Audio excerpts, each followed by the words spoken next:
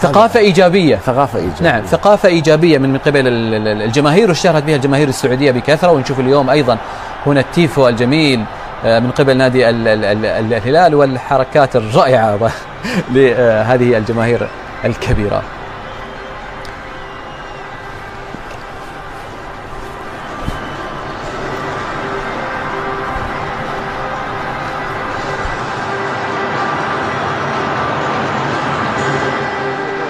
كثير اليوم على الجمهور. اتمنى اليوم السد اليوم نقطه ايجابيه، هذا الجمهور يعطي الحافز الاكبر انه هو يكون قوي ونط قوي بالنسبه حق الهلال.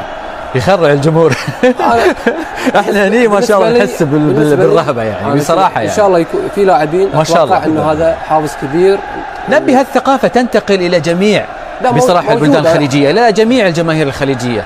حمد هي موجوده في كثير من اللاعبين، لكن ظروف المباراه وبعض الاخطاء اللي تصير ممكن تربك بعض الامور، لكن اللاعب اغلب اللاعبين هاي لانك انت هالشكل، انت هالشكل، لا انت روحك هالشكل. كل ما زاد الجمهور يزداد حماس عبد العزيز حسن، ان كان برا او لا كان أنا خالفك بخصوص نادي السد. من اكثر الانديه اللي تتعامل مع الجماهير وكيف يتعامل مع المباريات الحساسه.